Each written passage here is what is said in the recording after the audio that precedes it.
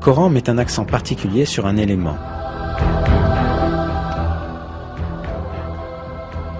Le fer. Dans la sourate Al-Hadid, signifiant le fer, on apprend ce qui suit.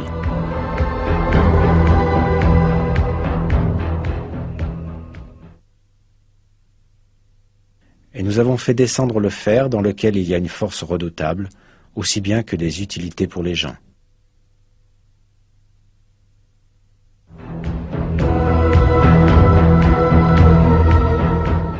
On peut penser que le mot « azalna », traduit par « nous avons fait descendre », et utilisé pour le fer dans le verset, puisse avoir un sens métaphorique pour expliquer que le fer a été accordé pour le bénéfice des hommes.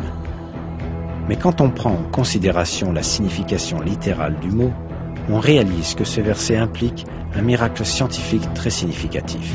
Cette signification est faire descendre physiquement du ciel, comme dans le cas de la pluie et des rayons du soleil. Les découvertes astronomiques modernes ont révélé que le fer que l'on trouve dans notre monde est venu d'étoiles géantes dans l'espace.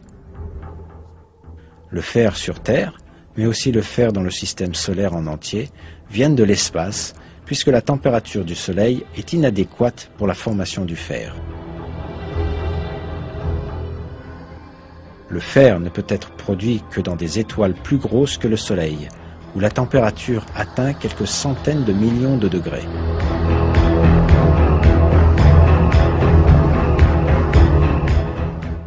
Quand la quantité de fer excède un certain niveau dans une étoile, celle-ci ne peut plus s'en accommoder et elle finit par exploser en ce qu'on appelle une nova ou supernova.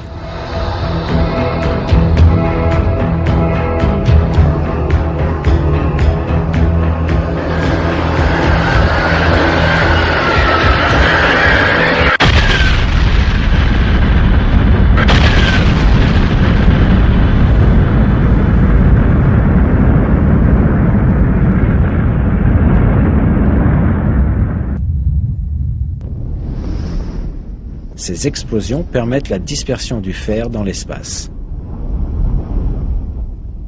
Tout le fer présent sur Terre provient de l'espace lointain grâce à ce mécanisme.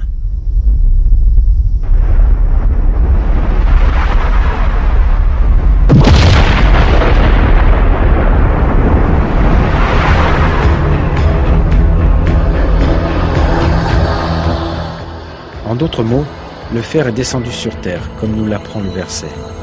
Il est clair que cette information n'a pas pu être établie au 7e siècle, quand le Coran fut révélé.